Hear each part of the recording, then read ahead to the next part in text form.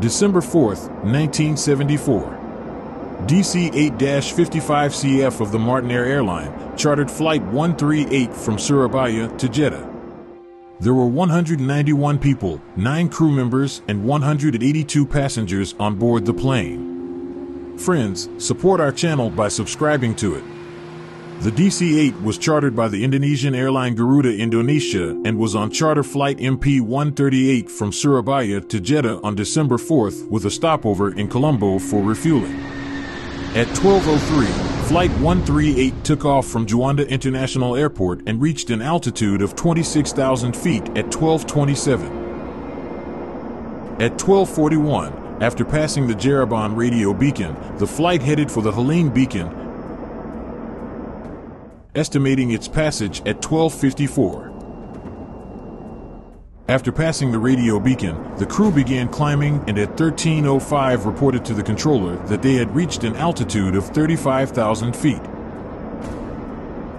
At 13:09, the Tanjung Karang radio beacon was passed as estimated, and Bengkulu at 13:34.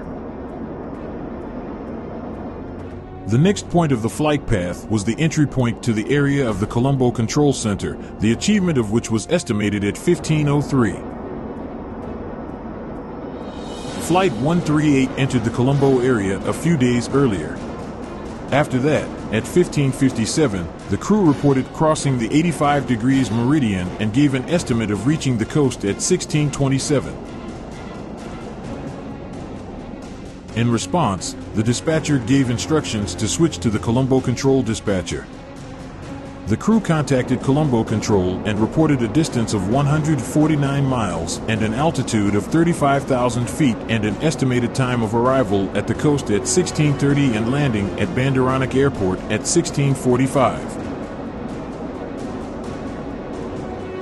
In response, the controller gave permission to descend to a height of 15,000 feet and reported a distance of 57 miles. About 16:35, the pilots reported a distance of 57 miles and an altitude of 15,700 feet, for which they received permission to descend to an altitude of 5,000 feet with a report of passing an altitude of 7,800 feet. The crew also warned the approach controller about the approach to the airport.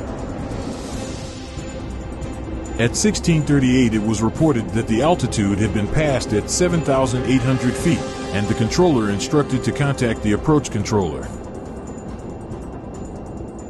The crew contacted the approach controller, but the controller did not answer him. After the second call from the crew, the dispatcher realized that they were working on the frequency of the tower and also switched to this frequency. After establishing communication at 16:39, the plane reported, "We pass between 7,000 and 6,000, a distance of 1 and 3 miles. Then the dispatcher replied, 138, understood. Descend to a height of 2,000 feet. Airfield pressure 1010. Temperature 26. Strip 04. Wind 060 degrees 10. Report Kilo Alpha Tango on tracking the strip." At 4:40 p.m., the crew repeated the instruction to descend, to which the controller confirmed the correctness of receiving the information. This was the last radio transmission from Flight 138. The crew incorrectly called their removal to the dispatcher, as in fact the airliner was much further away. At 16:45, a DC-8 flying on a course of 296 degrees at an altitude of 4,200 feet hit the fourth mountain, the height of which was 5,000 feet, of the Saptakanya Range.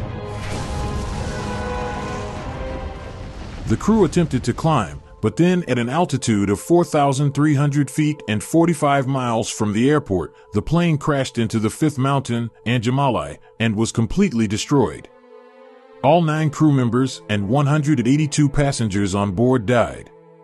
At the time of the events, it was the second largest air disaster in the world, after the DC-10 disaster in France. Also, 2022 remains the largest air crash in Sri Lanka and the third involving a DC-8 aircraft. The investigation into the causes of the disaster showed that the crash occurred due to a navigation error. The crew misinterpreted the plane's instrument readings and actually flew much lower than required. At one point, it was believed that they were already about 13 miles from the airport, while in fact the distance was still several tens of kilometers. As a result, the decline started too early. The reason for this fatal misunderstanding was that the crashed DC-8, unlike other aircraft of this type, had a navigation radar of the second type. This radar had a second scale than the usual instrument. On board was a manual for the type that was installed on all other Martinair commercial aircraft. Although this may explain the accident, the ultimate cause remains human navigational error.